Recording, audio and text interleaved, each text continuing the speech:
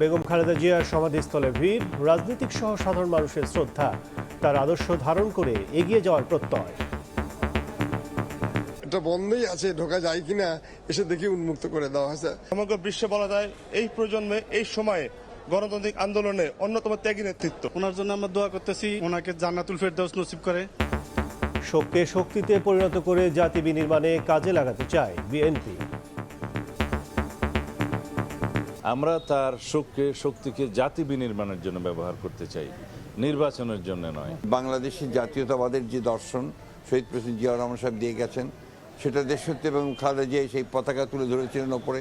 তারেক রহমান সাহেবও সেই পতাকা তুলেই জনগণকে সঙ্গে নিয়ে এই দেশের স্বাধীনতার সার্বভৌমত্বের জন্য তিনি কাজ করবেন।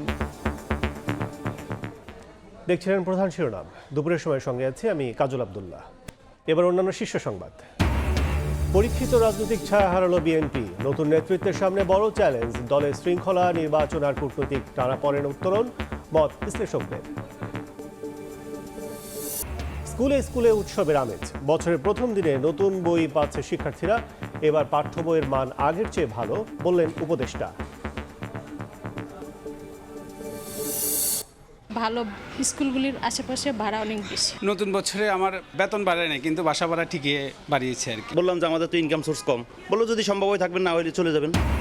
বছর ঘুরতেই বাড়ি ভাড়া বাড়ানোর হিড়িক। মেট্রো রেল, স্কুলের কাছাকাছি এলাকায় বেড়েছে ৩,০০০ টাকা পর্যন্ত। হিমশিম অবস্থা ভাড়াটিয়ার, সুনির্দিষ্ট নীতিমালা তৈরির তাগিদ। এবং পবিত্র কোরআন ছুঁয়ে শপথ নিলেন নিউ ইয়র্কের প্রথম মুসলিম মেয়র জোহরান মামদানি। কৃতজ্ঞতা জানালেন নাগরিকদের। ঐতিহাসিক মুহূর্তের সাক্ষী পরিত্যক্ত সাবওয়ে স্টেশন।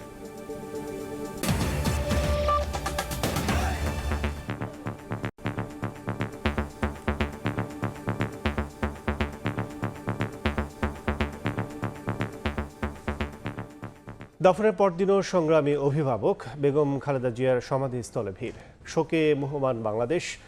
বেগম খালেদা জিয়ার সমাধিতে রাজনীতিক সহ সাধারণ মানুষের শ্রদ্ধা। দেশনেত্রীর কবর জিয়ারত এবং তার আত্মার মাগফিরাত কামনায় দোয়া করেন সবাই। বেগম জিয়ার আদর্শ ধারণ করে এগিয়ে যাওয়ার প্রত্যয় জানান নেতাকর্মীরা। ভোরের আলো ফোটার সঙ্গে সঙ্গে রাজধানীর শেরেবাংলা নগরে জিয়া উদ্যানের বাইরে আসতে থাকেন সাধারণ মানুষ।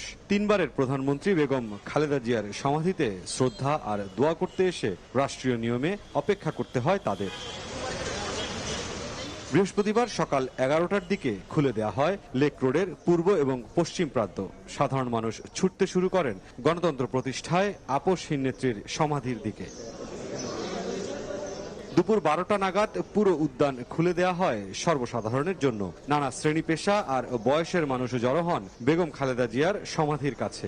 শ্রদ্ধা জানান ফুল দিয়ে। কেউ এসেছেন একা, কেউ বা পরিবার সহ। দলগতভাবে করেন দোয়া আর মোনাজাত, কেউ বা প্রার্থনা করেন একাই। ওনার জন্য আমরা দোয়া করতেছি, আল্লাহ যেন ওনাকে জান্নাতুল ফেরদৌস নসিব করে, জান্নাতের উচ্চ মর্যাদা আল্লাহ দান করে। ছোটকাল থেকে তার ভালো লাগতো, কাছে আসছি ঢাকায় এর জন্য সুযোগে দেখার জন্য। সমাধির এক পাশেই তার আত্মার মাগফিরাত কামনায় চলে কোরআন তিলাওয়াত। একবার এসে ঘুরে গেছি, আমাদের তো দাফন তো আমরা করতে পারি নাই, সেটা একটা মনে কষ্ট। ৪১ দিন যাবত আমরা কোরআন তেলাওয়াত করার জন্য আমরা প্রতিদিন এখানে আসবো। ওনার যদি জীবনকে আমরা দেখি একটা মহাকালের সাথে তুলনা করা যায়, এটা মহাকালের সমাপ্তি ঘটলো আর কি। সমাধিতে শ্রদ্ধা জানানোর পর দেশের রাজনীতিতে বেগম জিয়ার অবদান নিয়ে স্মৃতিচারণ করেন বিএনপি নেতারা। ওনার সাথে আমি অত্যন্ত ঘনিষ্ঠভাবে কাজ করে আল্লাহ পাক আমাকে সুযোগ দিয়েছিলেন। সেই সুযোগের মধ্যে ওনাকে দেখেছি ওনার দেশপ্রেম, স্বাধীনতা, সার্বভৌমত্বের সাথে কখনো আপোষ করেন। এত কাছে থেকে ওনার সাথে আমি কাজ করেছি। তারপর দেশের জনগণের জানমালের নিরাপত্তার ক্ষেত্রে আপোষহীন ছিলেন। 2025-এর শেষ সূর্যাস্তের সঙ্গে পূর্ণ রাষ্ট্রীয় মর্যাদায় বাংলাদেশ চিরবিদায় জানায় 4 দশকের বেশি সময় গণতন্ত্র প্রতিষ্ঠায় অবিচল থাকা বিএনপি নেত্রীকে। মুস্তারিন হক জুনায়েদ, সময় সংবাদ, ঢাকা। শোককে শক্তিতে পরিণত করে জাতি বিনির্মাণে কাজে লাগাতে চায় বিএনপি। বেগম জিয়ার প্রতি মানুষের যে ভালোবাসা তা জাতীয়তাবাদী দলকে আরও শক্তিশালী করবে, এমনটাই বলেছেন দলটির শীর্ষ নেতারা। তারা বলেন, বেগম জিয়ার আসনে বিকল্প প্রার্থী থাকায় নির্বাচনী কাজে কোনো প্রভাব পড়বে না। এদিকে বিএনপি চেয়ারপারসনের মৃত্যুতে গুলশান ও নয়াপল্টন কার্যালয়ে শোকাবহ পরিবেশ। শোক বইয়ে স্বাক্ষর করেন নেতাকর্মী সহ বিভিন্ন শ্রেণী পেশার মানুষ। শোকাবহ পরিবেশ গুলশানের বিএনপি চেয়ারপারসনের কার্যালয়ে, যে কার্যালয় ঘিরে রয়েছে বেগম জিয়ার অজস্র সংগ্রামের গল্প। রাষ্ট্রীয় শোকের দ্বিতীয় দিনে অর্ধনমিত রাখা হয় জাতীয় পতাকা, অর্ধনমিত দলীয় পতাকাও, টাঙানো হয়েছে কালো পতাকা। এদিন শোক জানাতে গুলশান কার্যালয়ে আসেন বিভিন্ন রাজনৈতিক দল, ব্যবসায়ী নেতা সহ বিভিন্ন শ্রেণী পেশার মানুষ। বেগম জিয়ার ত্যাগ, রাষ্ট্র পরিচালনায় নানা সাফল্যের স্মৃতিচারণ করেন তারা। বাংলাদেশের বেসরকারি খাত আজকে যেখানে দাঁড়িয়ে আছে, এটা কখনোই সম্ভব হতো না যদি প্রেসিডেন্ট জিয়াউর রহমান এবং বেগম খালেদা জিয়া এটা বেসরকারি খাতকে সামনে এগিয়ে না দিত। নির্বাচন নয়, শোককে শক্তিতে পরিণত করে জাতি বিনির্মাণে কাজে লাগাতে চায় বিএনপি। তারেক রহমানের নেতৃত্বেই স্বাধীনতা, সার্বভৌমত্ব, গণতন্ত্রকে সুসংহত করবে বলে মন্তব্য করেন শীর্ষ নেতারা। বাংলাদেশের জাতীয়তাবাদের যে দর্শন শহীদ প্রেসিডেন্ট জিয়াউর রহমান সাহেব দিয়ে গেছেন, সেটা দেশসত্ত্ব এবং খালেদা জিয়া সেই পতাকা তুলে ধরেছিলেন ওপরে, এবং স্বাধীনতার সার্বভৌমত্বের যে পতাকা সেটাও তিনি তুলে ধরেছিলেন। একইভাবে তারেক রহমান সাহেবও সেই পতাকা তুলেই জনগণকে সঙ্গে নিয়ে এই দেশের স্বাধীনতার সার্বভৌমত্বের জন্য তিনি কাজ করবেন। আমরা সত্যিকার অর্থে দেশনেত্রী বেগম খালেদা জিয়ার শোককে শক্তিতে পরিণত করতে চাই, কিন্তু এটা দলীয় ভিত্তিতে নির্বাচনের কাজে আমরা ব্যবহার করার মতো এত সংকীর্ণ আমরা নই। এদিকে বেগম খালেদা জিয়ার মৃত্যুতে শোকের আবহ নয়াপল্টনে বিএনপির কেন্দ্রীয় কার্যালয়ে। সেখানে চলে দোয়া মাহফিল ও শোক বইয়ে স্বাক্ষর। সকাল থেকেই নেতাকর্মীদের উপস্থিতি থাকলেও পুরো এলাকা জুড়ে ছিল গভীর নীরবতা। তারা বলছেন, বেগম খালেদা জিয়াকে হারিয়ে তারা হারিয়েছেন তাদের আপোষহীন নেত্রী, আর দেশ হারিয়েছে একজন অভিভাবককে। নেতাকর্মীদের প্রত্যাশা, শহীদ জিয়া ও বেগম জিয়ার দেখানো পথেই দলকে এগিয়ে নিয়ে যাবেন ভারপ্রাপ্ত চেয়ারম্যান তারেক রহমান। তাসনিয়া নিশাত মিম, সময় সংবাদ, ঢাকা। এই মুহূর্তে রাজধানী জিয়া উদ্যানে আছেন রিপোর্টার মুরসালিন হক এবং গুলশানে বিএনপি চেয়ারপারসনের কার্যালয়ে আছেন আফজাল হোসেন। সরাসরি শুরুতেই যাচ্ছে মুরসালিনের কাছে। বিএনপি চেয়ারপারসন এবং সাবেক প্রধানমন্ত্রী বেগম খালেদা জিয়ার এই সমাধিক্ষেত্রটি সর্বসাধারণের জন্য দুপুর 12টা নাগাদ খুলে দেওয়ার পর থেকেই এখন পর্যন্ত যেই পরিবেশ সেখানে দেখা যাচ্ছে যে সাধারণ মানুষ তারা কিন্তু আসছেন এবং এসে এই জায়গাটিতে তাদের যেই কবর যে জিয়ারত এবং অন্যান্য যেই দোয়া প্রার্থনা সেটি তারা করছেন। এবং এই যে দলের তৃণমূলের যে নেতাকর্মী যারা রয়েছেন তারাও কিন্তু এই জায়গাটিতে আসছেন। এই প্রাঙ্গণটি ঘিরে, এই সমাধি প্রাঙ্গণটি ঘিরে শহীদ রাষ্ট্রপতি জিয়াউর রহমান, বিএনপির প্রতিষ্ঠাতা তিনি, এবং তার স্ত্রী বিএনপির চেয়ারপারসন এবং সাবেক প্রধানমন্ত্রী বেগম খালেদা জিয়া, পাশাপাশি দুইজনই আর যে সমাধি সেটি রয়েছে। এবং এই জায়গাটিকে ঘিরে অব্যাহতভাবেই যারা আসছেন তারা কিন্তু কবর জিয়ারতের পাশাপাশি দোয়া এবং মোনাজাত করছেন, এবং এই মোনাজাতের মধ্য দিয়ে তাদের ভেতরে যেই শোকাতুর এবং বেদনা বিধুর যেই পরিস্থিতি এই জায়গাটিতে সেটি কিন্তু দেখা যাচ্ছে। প্রত্যেকেই বলছেন যে বাংলাদেশের গণতন্ত্র প্রতিষ্ঠায় যে আপোষহীন লড়াই করা যেই নেত্রী, তিনি প্রকৃতির নিয়মে স্রষ্টার ডাকেই তিনি চলে গেছেন। এবং এই জায়গাটিতে রাজনীতির ক্ষেত্রে বাংলাদেশে গণতন্ত্র প্রতিষ্ঠা এক ধরনের যে শূন্যতা, সেই শূন্যতা বেগম খালেদা জিয়ার যে রাজনৈতিক চর্চা সেটিকে অবলম্বন করেই সামনের দিকে আরও ইতিবাচকভাবে দেশ এগিয়ে যাবে। এবং সেই দেশ এগিয়ে যাওয়ার ক্ষেত্রে নেতাকর্মী যারা রয়েছেন তারা বেগম খালেদা জিয়ার আদর্শকে যেমন ধারণ করার প্রতিশ্রুতি জানাচ্ছেন, সাধারণ মানুষ যারা আসছেন তারাও কিন্তু প্রত্যাশা করছেন যে আগামী দিনে সব রাজনৈতিক মহলের মধ্যেই বেগম খালেদা জিয়ার যেই দর্শন, রাজনৈতিকের সংস্কৃতি যেটি গড়ে তোলার চেষ্টা করেছেন, সারা জীবন নিজে চর্চা করে গেছেন, সেই জায়গাটিকে এই বিএনপির পক্ষ থেকে যেন ধারণ করা হয় এবং দেশের যে রাজনৈতিক দলগুলো আছে তারাও যেন একটি ইতিবাচক যে রাজনৈতিক চিন্তাধারা, সেই চিন্তাধারার পথেই যেন এগিয়ে যায়। এবং সবশেষ গতকাল পূর্ণাঙ্গ রাষ্ট্রীয় মর্যাদার মধ্য দিয়ে যেহেতু এই সমাধিক্ষেত্রটিতে রাষ্ট্রীয় এবং বিএনপির পক্ষ থেকে খুব সুনির্দিষ্ট যারা এখানে উপস্থিত ছিলেন, তার বাইরে এর পরবর্তী কার্যক্রম হিসেবে সমাধি স্থলটির পরিচ্ছন্নতা এবং নিরাপত্তার জন্য কিন্তু আইনশৃঙ্খলা রক্ষাকারী বাহিনী এখানে মোতায়েন ছিলেন এবং আজ দুপুরের পরে মূলত এটি খুলে দেওয়া হয়। বিএনপির পক্ষ থেকে 7 দিনের যে শোক কর্মসূচি এবং শোক বইয়ে স্বাক্ষরের যে কর্মসূচি, সেই বিষয়ে বিস্তারিত জানানোর জন্য গুলশান কার্যালয়ে বিএনপি চেয়ারপারসনের গুলশান কার্যালয়ে আছেন আমাদের সহকর্মী আফজাল হোসেন। তার কাছ থেকে আমরা পরবর্তী আপডেট জেনে নিই। বিএনপি চেয়ারপারসন ও সাবেক 3 বারের প্রধানমন্ত্রী বেগম খালেদা জিয়ার মৃত্যুতে বিভিন্ন দেশের রাষ্ট্রদূতরা আসছেন, একই সঙ্গে বিভিন্ন শ্রেণী পেশার মানুষ গুলশান কার্যালয়ে আসছেন, শোক বইয়ে স্বাক্ষর করছেন, দোয়া করছেন। আর যেটি বলে রাখি যে গুলশান কার্যালয়ে শোকাবহ পরিবেশ। আজকে আমাদের গণমাধ্যমের সঙ্গে কথা বলেছেন বিএনপির স্থায়ী কমিটির সদস্য সালাউদ্দিন আহমেদ, বিএনপির মহাসচিব মির্জা ফখরুল ইসলাম আলমগীরও কথা বলেছেন।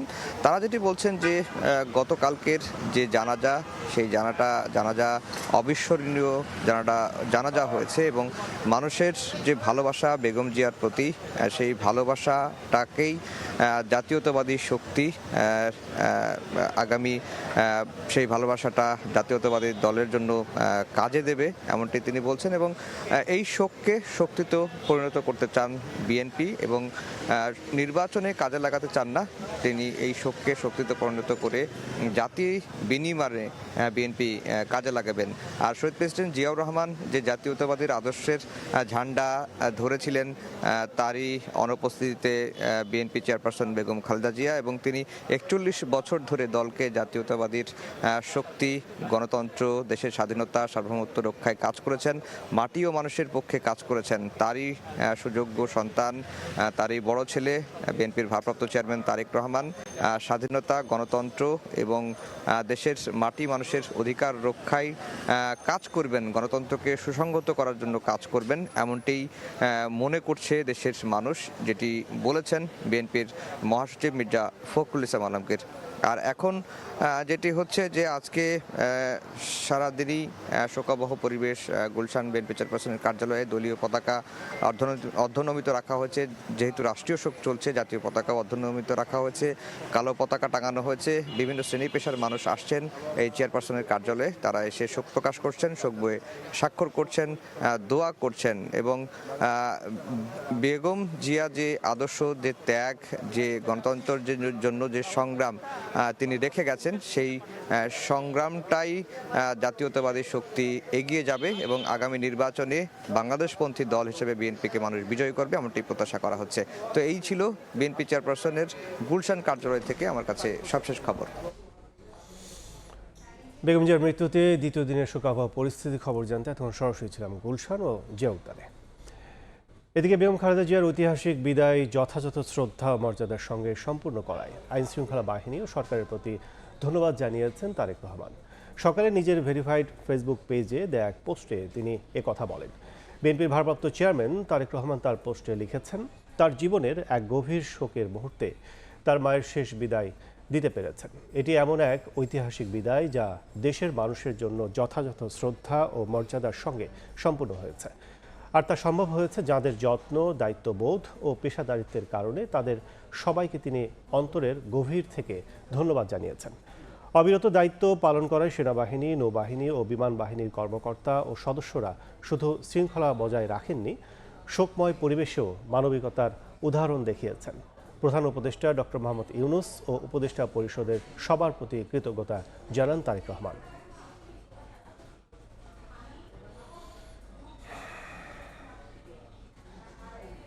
যুক্তরাষ্ট্র, ফ্রান্স, সংযুক্ত আরব আমিরাত, দক্ষিণ আফ্রিকা সহ দেশে দেশে অনুষ্ঠিত হয়েছে বেগম খালেদা জিয়ার গায়েবানা জানাজা। অংশ নেন স্থানীয় বিএনপি নেতাকর্মী, প্রবাসী বাংলাদেশি ও সংশ্লিষ্ট দেশে বাংলাদেশ মিশনের কর্মকর্তা কর্মচারীরা। বেগম জিয়ার আত্মার মাগফিরাত কামনায় বিভিন্ন মসজিদে ছিল বিশেষ দোয়া ও মোনাজাত।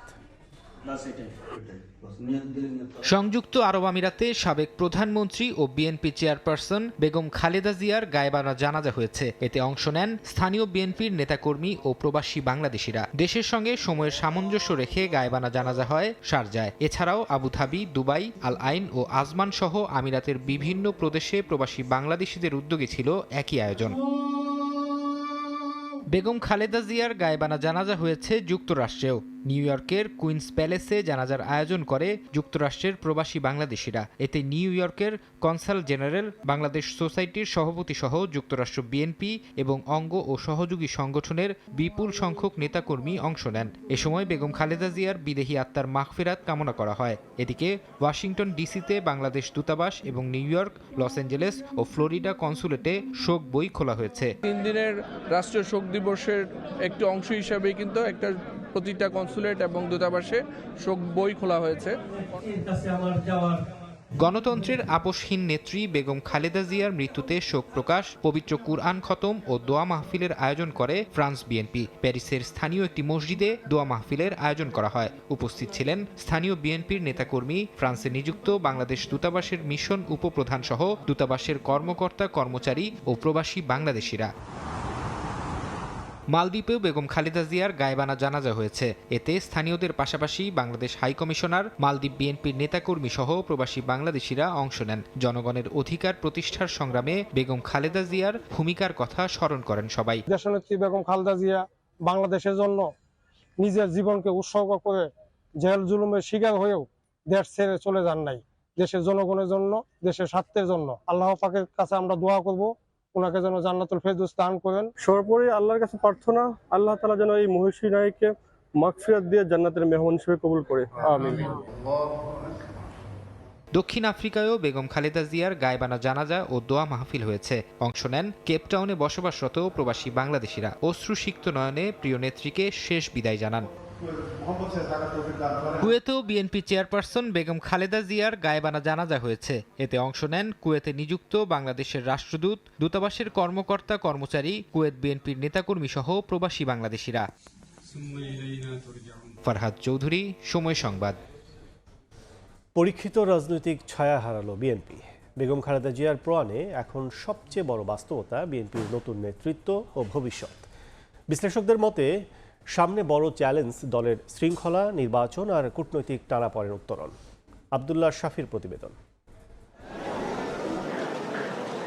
বেগম খালেদা জিয়ার চলে যাওয়া বাংলাদেশের রাজনীতিতে এক মহাকালের সমাপ্তি, যে কাল জাতীয়তাবাদ, ধর্মীয় মূল্যবোধ ও গণতন্ত্রের প্রশ্নে আপোষহীন ছিল।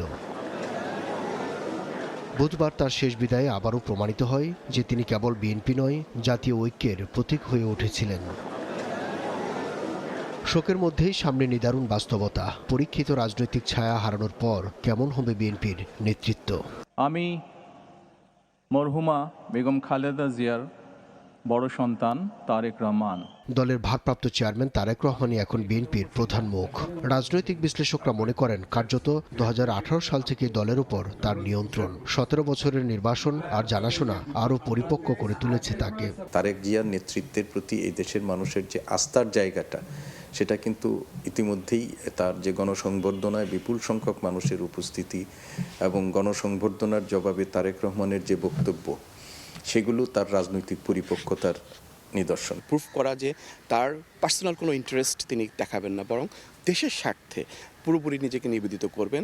কোনো ধরনের করাপশন যাতে তার সাথে কোনোভাবে অ্যাফিলিয়েটেড না হয়। দলের অভ্যন্তরীণ শৃঙ্খলা, কূটনৈতিক টানাপোড়েন এবং শহীদ জিয়া ও বেগম জিয়ার নীতির ধারাবাহিকতা ধরে রাখার পাশাপাশি সামনের নির্বাচন তারেক রহমানের জন্য কঠিন পরীক্ষা বলেও মনে করেন তারা। তারেক রহমানের জন্য বড় লিগাসি হচ্ছে যে এই নেতৃত্বে যে ধারাটা জিয়াউর রহমান এবং বেগম খালেদা জিয়ার যে নেতৃত্বে যে ধারাটা সেটাকে অক্ষুণ্ণ রাখা এবং সেটাকে অক্ষুণ্ণ রেখে বাংলাদেশকে একটা স্বাধীন সার্বভৌম রাষ্ট্র হিসেবে প্রতিষ্ঠা করা। রাজনৈতিক উত্তরাধিকারের যে তার অভিজ্ঞতা, এর সাথে দীর্ঘদিন তিনি বিদেশে থেকেছেন, নানা রকমের বলবো যে সংকট সম্ভাবনার মধ্যে দিয়ে তিনি গেছেন এবং এর মধ্য দিয়ে যে তিনি অভিজ্ঞতাটা অর্জন করেছেন, সেই অভিজ্ঞতাটাকে কাজে লাগিয়ে আমরা আশা করি যে তিনি দলকে সংগঠিত করে রাখতে পারবেন। আবেগ নয়, বাস্তব ভিত্তিক রাজনীতি তারেক রহমানকে অনন্য উচ্চতায় নিয়ে যেতে পারে বলে মত বিশ্লেষকদের। আব্দুল্লাহ শাফি, সময় সংবাদ, ঢাকা। দুপুরের সময় আরও থাকছে। আজ থেকে টাকা তুলতে পারছেন সম্মিলিত ইসলামী ব্যাংকের গ্রাহকরা। প্রথম পর্যায়ে মিলছে সর্বোচ্চ 2 লাখ টাকা। রেমিটেন্সের অর্থ পরিশোধ ও বাণিজ্য লেনদেনও শুরু।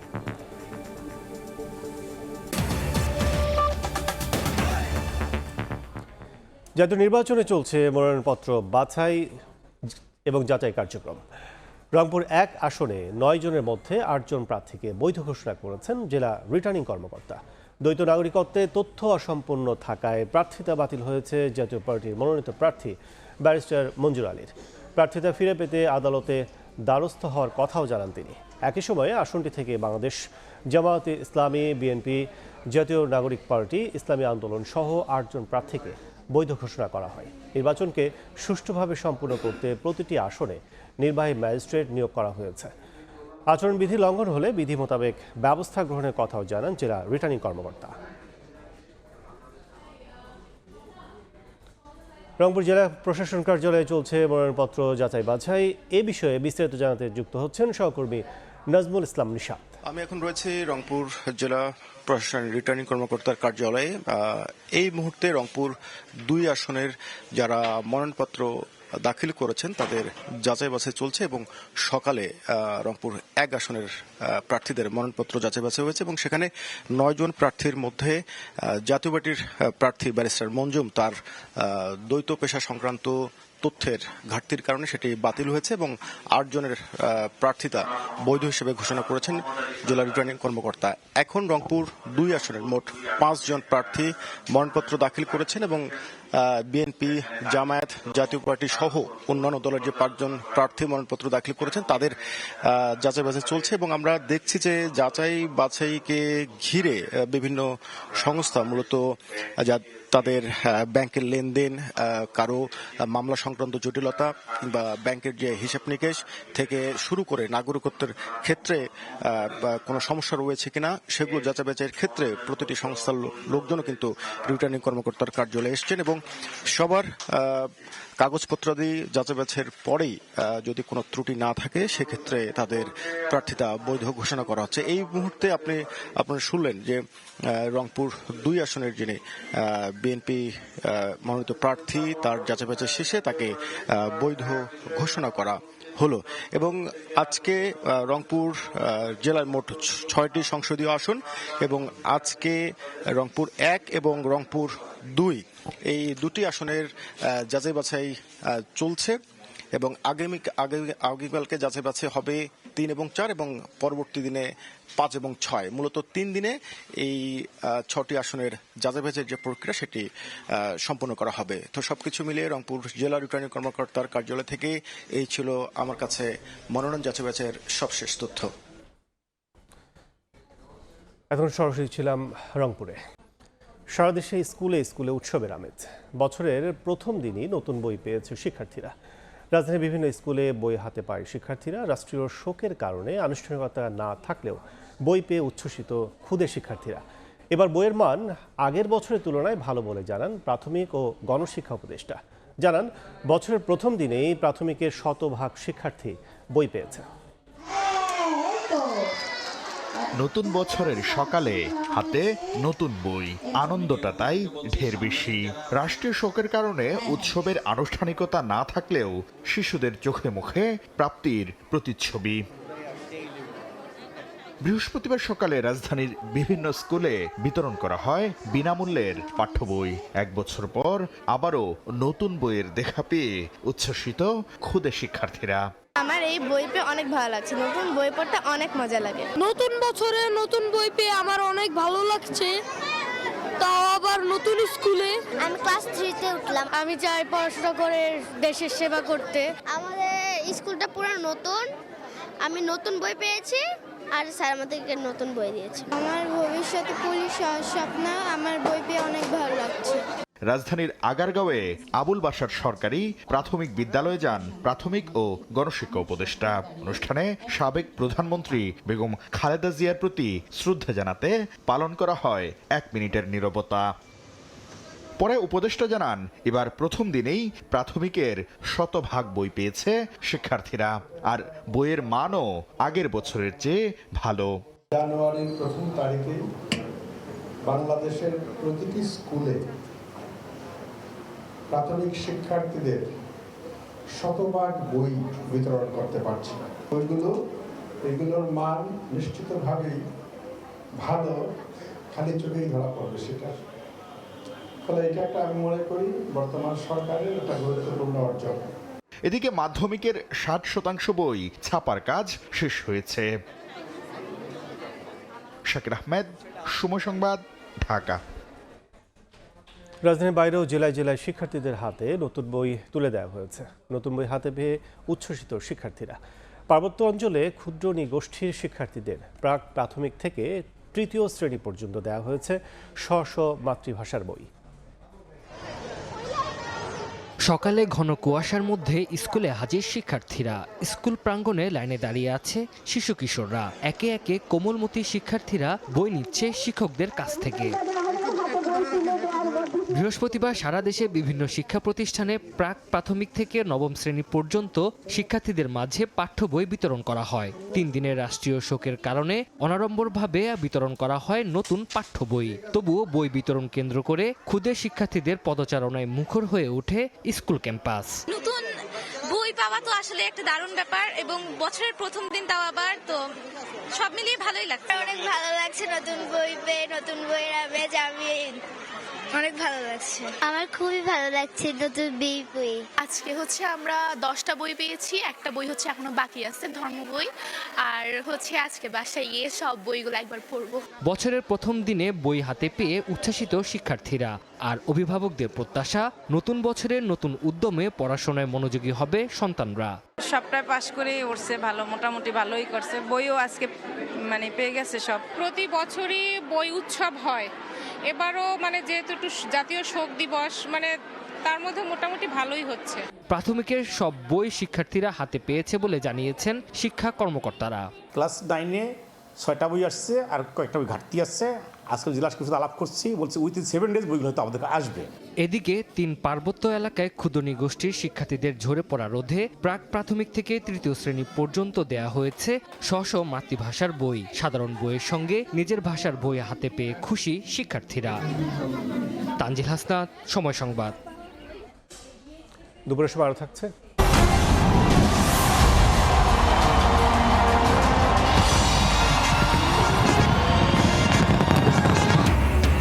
খ্রিস্টীয় নতুন বছরকে বরণ করে নিচ্ছে বিশ্ব। দেশে দেশে জমকালো আতশবাজি, মনোমুগ্ধকর দৃশ্যভোগে ব্যাপক ভিড়। সংঘাত হানাহানি বন্ধ করে নতুন করে শুরুর প্রত্যাশা।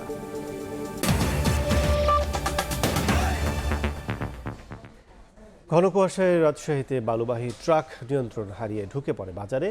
এতে প্রাণ গেছে অন্তত 4 জনের, আহত হয়েছেন বেশ কয়েকজন। স্থানীয়দের অভিযোগ, সড়কের অর্ধেক দখল করে বাজার করায় মাঝে মধ্যেই ঘটে দুর্ঘটনা।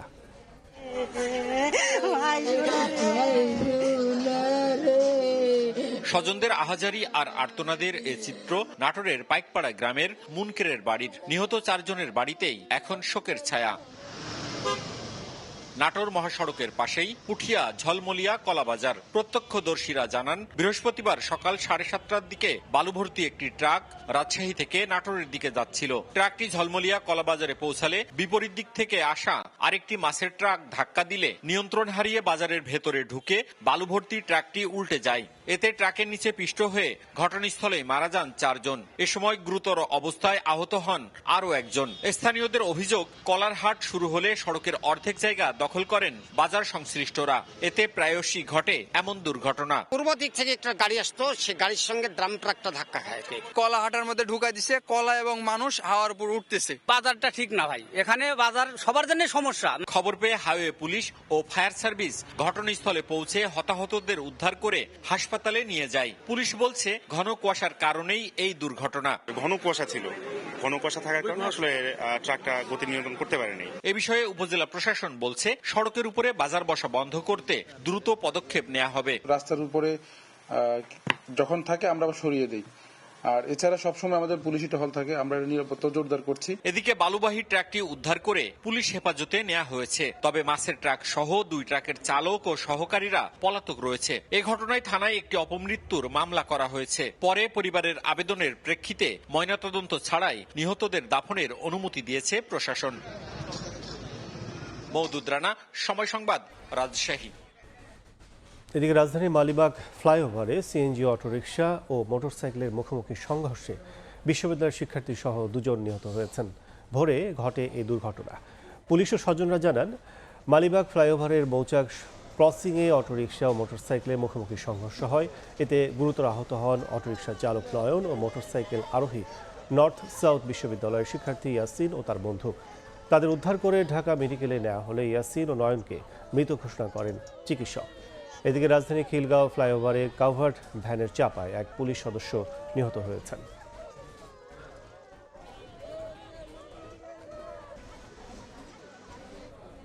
নতুন বছরের শুরুতেই ইচ্ছে মতো বাড়ি ভাড়া বাড়িয়েছেন বাড়িওয়ালারা। ক্যাবের তথ্য মতে গত 25 বছরে ঢাকায় বাড়ি ভাড়া বেড়েছে প্রায় 400%। অতিরিক্ত ভাড়ায় হিমশিম খাচ্ছেন ভাড়াটিয়ারা। সমস্যা সমাধানে ভাড়া নির্ধারণে সুনির্দিষ্ট নীতিমালা তৈরির তাগিদ হাইকোর্টের। নয়ন আহমেদের ক্যামেরায় নাইম হাসানের রিপোর্ট।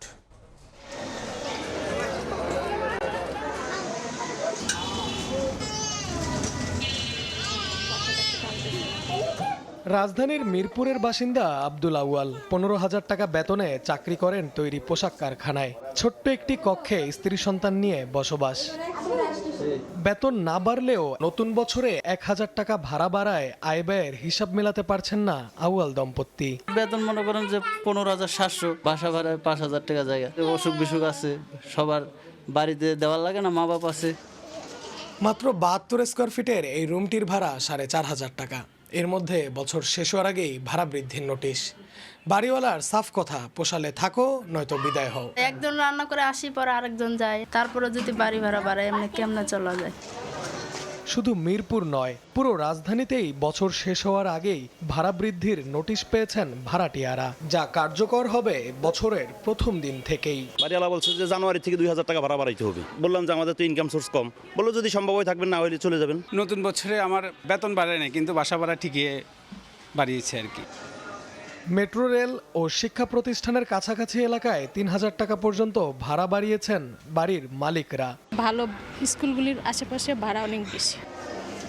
বাড়ি ভাড়ার চাপে পরিবার নিয়ে একসঙ্গে থাকতে পারছেন না অনেকে। এতে ফাটল ধরছে পারিবারিক বন্ধনে, ক্ষতিগ্রস্ত হচ্ছে কোমলমতি শিশুরা। যে ইনকাম করি এটা দিয়ে তো শহরের লেখাপড়া ছেলে সন্তানদের আমি করাতে পারবো না। এর জন্য আমার বাচ্চারা আমি বাড়ি রেখে আছি। কেন বছর ঘুরলেই বাড়ি ভাড়া বাড়ান বাড়িওয়ালারা? আমার 2 মেয়েরে ভর্তি করাইতে 20,000 টাকা লাগবে, তাহলে আমি এটা কোথা থেকে নিব? বাড়িওয়ালারা কিন্তু ভাড়ার টাকাটা দিয়ে চলে। গ্যাস, পানি, বিদ্যুৎ বিল এগুলা বৃদ্ধি পায়, এগুলা আমরা বাড়াই। ইচ্ছে মতো বাড়ি ভাড়া বৃদ্ধি ঠেকাতে সুনির্দিষ্ট নীতিমালা তৈরির তাগিদ আইনজীবীদের।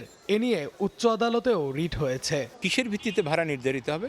আমরা বলেছি যে একটি নীতিমালা করে দাও। নীতিমালা যেটা আমরা চাচ্ছি সেটা হলো ক্রাইটেরিয়াগুলি ঠিক করে দেবে, যে এই বাড়িটা যতগুলি ক্রাইটেরিয়া টাচ করে ওই অনুপাতের ভাড়া নির্ধারিত হবে। ক্যাবের তথ্য অনুযায়ী গত 25 বছরে ঢাকায় বাড়ি ভাড়া বেড়েছে প্রায় 400%। নাইম হাসান, সময় সংবাদ, ঢাকা।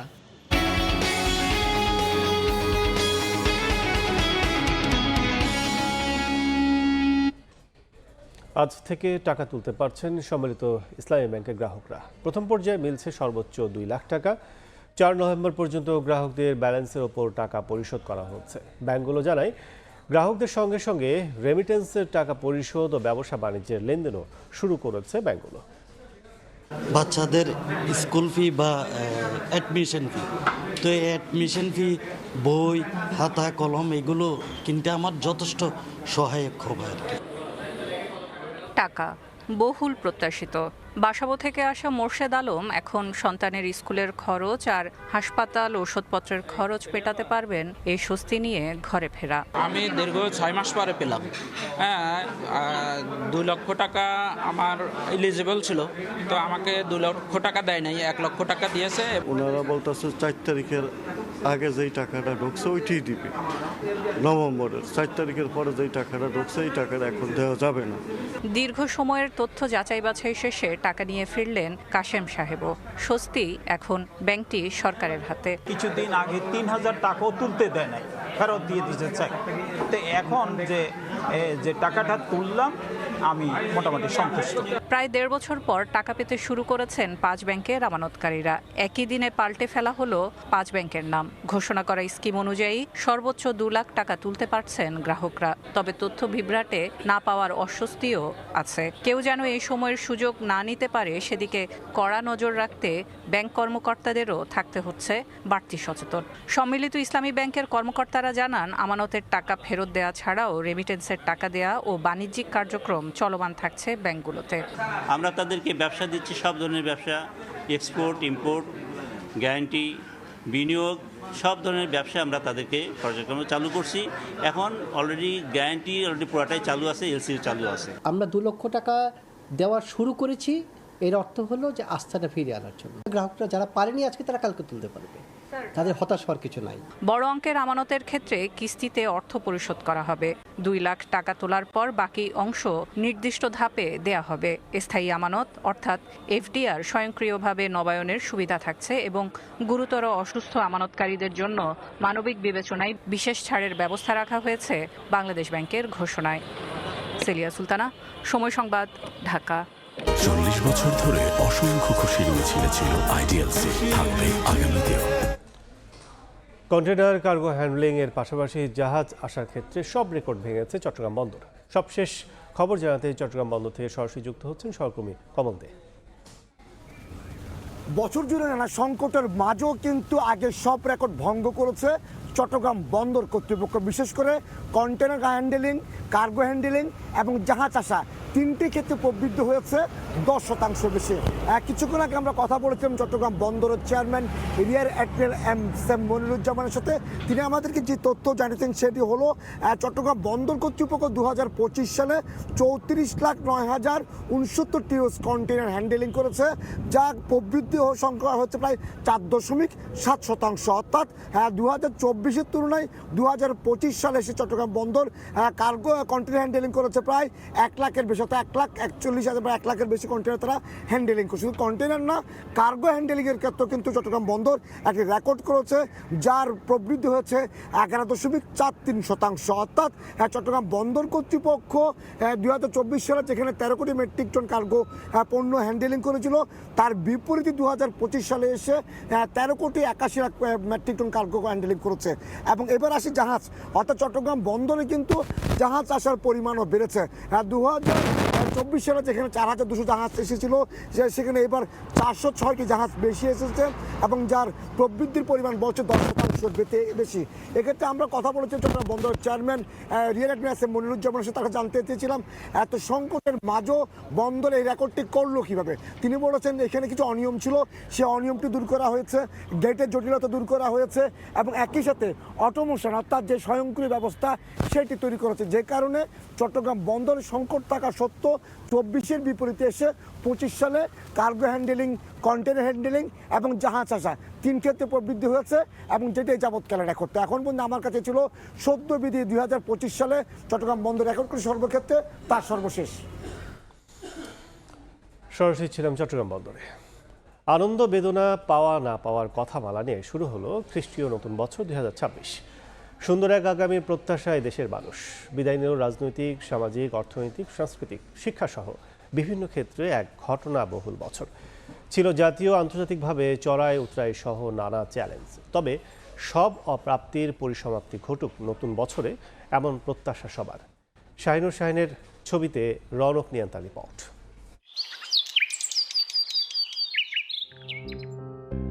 নতুন বছর মানেই হিসেব মেলানো, কি পেলাম কি পেলাম না। ক্যালেন্ডারের পাতা উল্টে বছর আসে, বছর যায়, কিন্তু আমাদের জীবনে, সমাজে, অর্থনীতিতে আসলে কি বদলায়? পুরানো বছরের আঙিনায় কেউ পেয়েছে নতুনের ঘ্রাণ, কারো বুকে বেজেছে বিচ্ছেদের সুর, কারো ঘরে এসেছে নতুন সদস্য, কেউ আবার হারিয়েছেন প্রিয়জন। কোনো স্বপ্ন ডানা মেলে আকাশে উড়েছে, কোনোটা আবার রয়ে গেছে অধরায়। স্মৃতির পাতায় বছর জুড়ে ঘটে যাওয়া প্রাপ্তি অপ্রাপ্তির এই দোলাচলেই শেষ হলো একটি অধ্যায়, আর শুরু হলো আগামীর দিন বদলানোর নীরব প্রতীক্ষা। 2026 সাল যেন একটি উৎসবের বছর। বছরের শুরুতেই অনুষ্ঠিত হতে যাচ্ছে দেশের জাতীয় নির্বাচন, টি-20 বিশ্বকাপ আর বছরের মাঝে ফুটবল বিশ্বকাপ। সব মিলিয়ে ব্যস্ত একটি সময় পার করবে বিশ্ব। তবে একদিকে ডিজিটাল বিপ্লব হলেও অন্যদিকে আকাশ ছোঁয়া দ্রব্যমূল্য। একদিকে উন্নয়নের জোয়ার, অন্যদিকে বৈষম্যের পাহাড়। দিন গেলে মনে করেন যে 1200, 1400, 1500 টাকা ইনকাম ছিল, বর্তমান 500 টাকা ইনকাম হয় না। দেশের দ্রব্যমূল্যের দাম কমবে, গরিব মানুষের নাগালের বাইরে গেছে, নাগালের মধ্যে থাকলে সবাই একটু স্বস্তি ভোগ করবে। গাণিতিক প্রবৃদ্ধি দৃশ্যমান হলেও সেই সমৃদ্ধির ছায়া কি প্রান্তিক মানুষের ঘরে পৌঁছেছে? আধুনিক প্রযুক্তির এই যুগেও যদি শিক্ষা, স্বাস্থ্য আর কর্মসংস্থানের নিশ্চয়তা সাধারণ মানুষের নাগালের বাইরে থাকে, তবে বুঝতে হবে উন্নয়নের এই আলো কেবল একটি নির্দিষ্ট শ্রেণীকে আলোকিত করছে, পুরো সমাজকে নয়। আমরা আশা করলাম, অনেক প্রত্যাশা ছিল তারপরে আমাদের দেশের উন্নয়ন হবে। এখন কিছু কাজ হয় নাই, জিরো। আগে যে অবস্থা এখন সেম অবস্থায়। সবাই তো অনেক কিছু পরিবর্তন হয়, কিন্তু আমাদের তো ভাগ্যের পরিবর্তন হয় না। আমরা তো এই পথেই থাকতে থাকতে আমাদের জীবন এইভাবেই যায়। নতুন বছরের বা নতুন সরকার যাই বলেন, প্রথমত আমরা চাইবো যে অপচয় সর্বক্ষেত্রে আমরা নিজেরা এবং অন্যরা যতটা পারি কমায় দিই, নইলে এই এত জনসংখ্যার দেশ টিকবে না, রাষ্ট্র টিকবে না। আমাদের নিয়মকানুন মানা উচিত, কম নিয়মকানুন থাকুক কিন্তু মানতে হবে। আবার নারীদের জন্য অনেক সুযোগ এসেছে ঠিকই, তবে ঘরোয়া চাপ, নিরাপত্তার অভাব এগুলো কমেছে কি? পরিস্থিতি যেমনই হোক, মানে দেশে নারীদের নিরাপত্তা কখনো পুরোপুরিভাবে নিশ্চিত হয় না। নতুন বছর এতদিন যাই হয়েছে, এখন যেন নিরাপদে নারীরা সব কাজ নির্ভয়ে করতে পারে। কোনো নিরাপত্তা নাই। আমরা আশা করি যে নতুন সরকারের সাথে সাথে এটা আমাদের নিরাপত্তাটা নিশ্চিত হবে। সব চাপিয়ে পুরনো খেরোখাতা বন্ধ হলো, ফের পথ চলার নতুন কৌশলে। সবটুকু পাওয়া হয়নি ঠিকই, তবে প্রতিটি না পাওয়া শিখিয়ে গেছে নতুন কোনো জীবনবোধ। অপ্রাপ্তির আড়ালেই লুকিয়ে আছে নতুন বছরের নতুন আশা। প্রতিটি অভিজ্ঞতাই জীবনের ক্যানভাসে আঁকা এক একটি রং, আর এই রংগুলো দিয়ে আমরা সাজাই নতুন বছরকে, নতুন স্বপ্ন আর নতুন সংকল্পে। ফেলে আসা অপূর্ণতাগুলোই হোক আগামী দিনের পূর্ণতা পাবার সবচেয়ে বড় অনুপ্রেরণা। শুভেচ্ছা নতুন বছরের। রৌনক নিয়ন্তা, সময় সংবাদ, ঢাকা। বর্ণিল আলোকসজ্জার মধ্য দিয়ে দেশে দেশে বরণ করা হলো খ্রিস্টীয় নতুন বছরকে। চোখ ধাঁধানো আতশবাজিতে আনন্দে মাতেন কোটি মানুষ। মনোমুগ্ধকর আলোর উৎসবে পরিণত হয় দুবাই, প্যারিস, লন্ডন সহ বড় বড় সব শহর। আফ্রিকার বিভিন্ন দেশেও ছিল জাঁকজমক আয়োজন। এ যেন আলোর ঝর্ণা, সোনালী রঙের স্রোত থেকে চোখ সরানো দায়। ঘড়ির কাঁটায় রাত 12টা বাজতেই দুবাইয়ের অন্যতম উঁচু ভবন বুর্জ খলিফা আতশবাজি আর আলোকসজ্জায় উজ্জ্বল হয়ে ওঠে। আনন্দ উচ্ছ্বাসে খ্রিস্টীয় নতুন বছরকে বরণ করে নেন সাধারণ মানুষ। ফ্রান্সের রাজধানী প্যারিসে ঐতিহাসিক স্থাপনা ঘিরে অনুষ্ঠিত হয় বর্ষবরণের মূল আয়োজন। আর্ক দ্য ট্রিয়ম্ফ ও সজলিতে এলাকায় ছিল সবচেয়ে বেশি ভিড়। বিগ ব্যানের কাঁটা 12টার ঘরে পৌঁছতেই উল্লাসে ফেটে পড়ে লন্ডনবাসী। একের পর এক আতশবাজিতে আকাশ আলোড়িত করে নতুন বছরকে স্বাগত জানায় ব্রিটেন। টেমস নদীর তীরে ভিড় করে আপনজনদের সঙ্গে আনন্দ ভাগাভাগি করে নেয় হাজার হাজার মানুষ। থাইল্যান্ডেও আতশবাজি আর জমকালো আলোর প্রদর্শনীর মধ্য দিয়ে স্বাগত জানানো হয় নতুন বছরকে। ব্যাংককের আকাশ আলোকিত হয় রঙিন আলোর ঝলকানিতে। ব্রাজিলের রিও ডি জেনেরোতে বিশাল আয়োজন করা হয়। কোপাকাবানা বিচে জড়ো হন 20 লাখের বেশি মানুষ। আতশবাজি ও সঙ্গীত পরিবেশনার মধ্য দিয়ে শুরু হয় নতুন বছর। খ্রিস্টীয় নতুন বছরকে বরণ করতে কাতারেও ছিল জমকালো আয়োজন। চোখ ধাঁধানো আতশবাজি, আলোকসজ্জা আর ড্রোন শোতে মন্ত্রমুগ্ধ হয়ে যান হাজার হাজার মানুষ। শিউলি রোজা, সময় সংবাদ। যুক্তরাষ্ট্রের নিউ ইয়র্কের ইতিহাসে প্রথম মুসলিম মেয়র হিসেবে শপথ নিয়েছেন জোহরান মামদানি। নতুন বছরের প্রথম প্রহরে নিউ ইয়র্কের একটি পরিত্যক্ত সাবওয়ে স্টেশনে পবিত্র কোরআন শরীফে হাত রেখে শপথ নেন তিনি। এই স্থানকে যুক্তরাষ্ট্রের সমৃদ্ধি ও নতুন যুগের সূচনার প্রতীক হিসেবে দেখা হয়। নিউ ইয়র্কের অ্যাটর্নি জেনারেল লেটিসিয়া জেমস নতুন মেয়রকে শপথ বাক্য পাঠ করান। নিউ ইয়র্ক থেকে হাসানুজ্জামান সাকি রিপোর্টে বিস্তারিত। নিউ ইয়র্কের প্রায় 250 বছরের ইতিহাসে এই প্রথম একজন মুসলিম মেয়র শপথ নিলেন। পবিত্র কোরআন শরীফ ছুঁয়ে শপথ নেন জোহরান মামদানি। তাকে শপথ বাক্য পাঠ করান নিউ ইয়র্কের অ্যাটর্নি জেনারেল লেটিসিয়া জেমস। তীব্র শীতের মধ্যে স্থানীয় সময় বৃহস্পতিবার নতুন বছরের প্রথম প্রহরে এই শপথ অনুষ্ঠান হয়। স্থান হিসেবে বেছে নেওয়া হয় একটি পরিত্যক্ত সাবওয়ে স্টেশন। নিউ ইয়র্কের ট্রেন ব্যবস্থা দীর্ঘদিন ধরে সময় ও সংযোগের প্রতীক। ধারণা করা হয় এই স্টেশনটি যুক্তরাষ্ট্রের গিল্ডেড এজ বা সমৃদ্ধির যুগে নির্মিত হয়েছিল। শপথ নিয়ে নিউ ইয়র্কের 111তম মেয়র হিসেবে দায়িত্ব নেন 34 বছর বয়সী জোহরান মামদানি। লাখ লাখ নিউ ইয়র্কবাসীকে নেতৃত্ব দেওয়ার সুযোগ পেয়ে তিনি কৃতজ্ঞ। মামদানি জানান, পরিত্যক্ত সাবওয়ে স্টেশনটি ইচ্ছাকৃতভাবেই বেছে নেওয়া হয়েছে। তার মতে এই জায়গা একটি নতুন যুগের সম্ভাবনার প্রতীক। এটি এমন এক সময়ের স্মৃতি বহন করে যখন শহরটি নতুন করে সুন্দর হওয়ার সাহস দেখিয়েছে। দেখিয়েছিল এবং শ্রমজীবী মানুষের জীবন বদলাতে ভূমিকা রেখেছিল।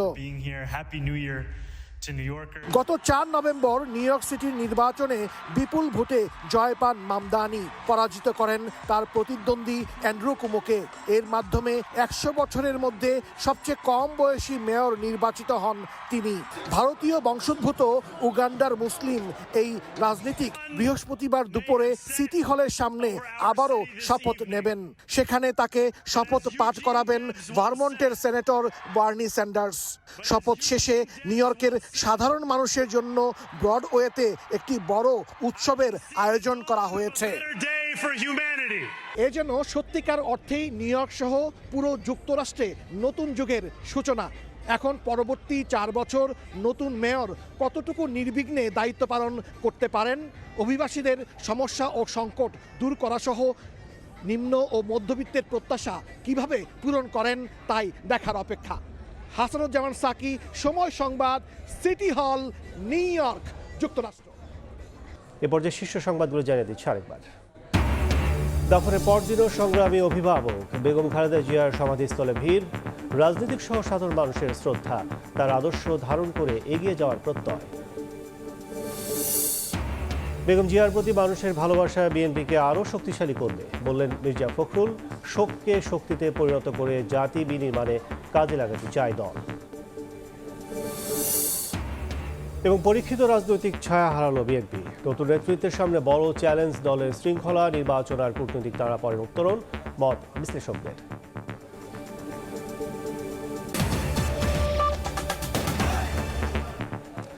এই ছিল দুপুরের সময়। এরপর বিকেল 3টার সময় সংবাদ নিয়ে আসছে কিছুক্ষণ পরে। সঙ্গে থাকুন সময়ের।